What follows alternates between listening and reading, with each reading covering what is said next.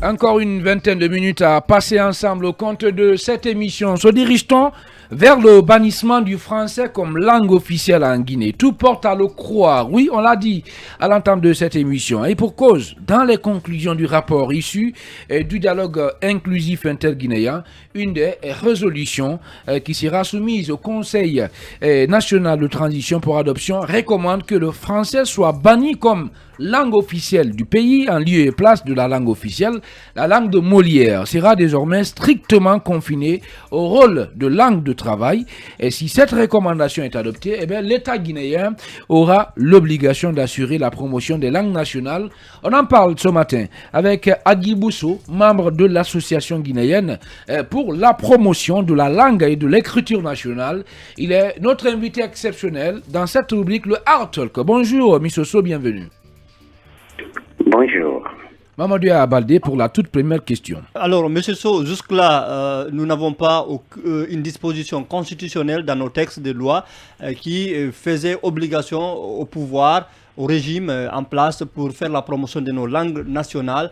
Aujourd'hui, avec cette proposition, avec cette recommandation, si elle est adoptée, quelle doit être sa signification et sa portée? Alors, merci pour l'invitation. Je commence par rectifier le titre. C'est l'Association guinéenne pour la promotion de l'écriture et de la lecture en langue nationale, en abrégé AGIPEL. Et merci pour l'invitation et aux millions d'auditeurs qui nous suivent en ce moment. Je vous avoue que j'ai pas lu entièrement leurs notes qui vont adresser à l'Assemblée, au CNT, qui fait foi d'Assemblée.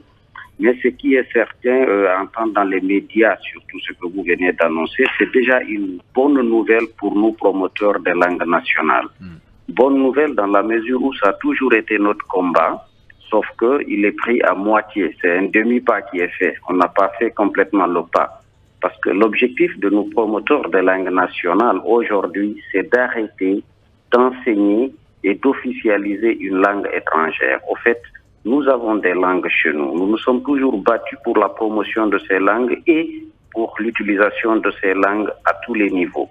Lorsqu'on me dit que le français va cesser d'être une langue officielle, certes, c'est une bonne chose, mais elle va être la langue du travail. Qu'est-ce que ça veut dire? On n'est toujours pas sorti du bourbier. On est toujours avec le français.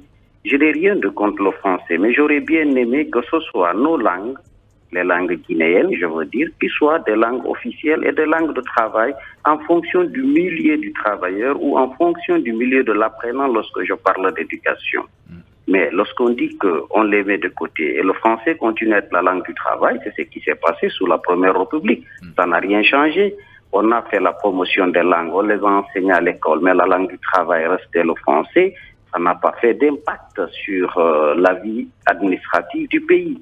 Quand l'administrateur parle en français et l'enfant à l'école, il apprend le maninka, le poulard ou le soso ou le toma, ça n'a pas assez d'impact. Je me dis, c'est un premier pas. Et surtout, cela est arrivé parce que ce n'est pas des spécialistes qui ont fait cette proposition. Alors, selon vous, quelle est la meilleure formule aujourd'hui? Quel est le meilleur schéma que vous préconisez? Le meilleur schéma, c'est de dire que les langues officielles de la Guinée sont... En fait, on cite les langues qui ont déjà dépassé la taille critique. Il y a certaines langues qui ont dépassé la taille critique. Nous l'avons connu sous la Première République. Il faut citer des langues parce qu'on n'a pas besoin de dire telle n'est plus langue officielle, elle va être langue du travail et ainsi maintenant on fait la promotion des langues. Ça ne marche pas.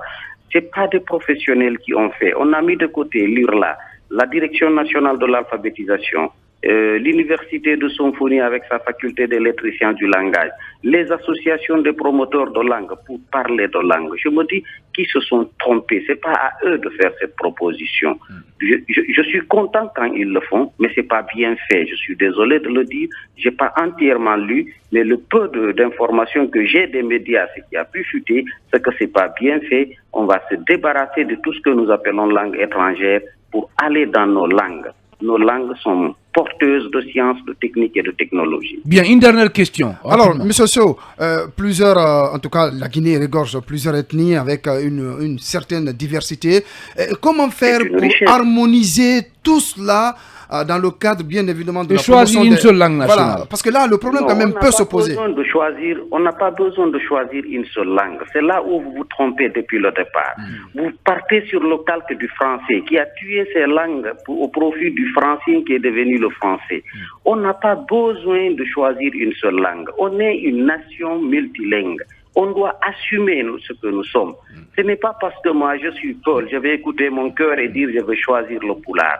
C'est pas parce que je parle soso que je vais écouter mon cœur pour dire je choisis le soso. On n'a pas besoin d'une langue. La logique des langues, les langues se mangent, les langues naissent, grandissent et meurent. Allez. Certaines langues vont mourir. Monsieur Agui Bousso, malheureusement, on est pris par le temps. Qu'est-ce qu'on va faire? On va remettre, en tout cas, cet entretien à demain, Inch'Allah. Demain, si tout va bien, on va vous appeler pour largement discuter de cette question, puisque vraiment, elle est essentielle. Merci quand même, merci d'avoir répondu à notre invitation. Merci beaucoup. Je rappelle que Agui Bousso est membre de l'Association guinéenne pour la promotion de l'écriture et de la lecture en langue nationale. Et merci à tous les 6. Merci aussi à Tierno Hassan Diaoné pour la conduite technique. Il était assisté des 2 gazelles Saramba et Salimatou Diariouba aux opérations du côté, bien entendu, de la régie. Et c'est Ibrahim Silla, le colosse, assisté du Golden Boy Ali Badra Kourma et de Amadou Silla qui ont assuré la gestion des boutons à ce niveau. Merci à vous également, fidèles auditeurs et téléspectateurs, de votre aimable attention. Et prenez soin de vous où que vous soyez dans le monde.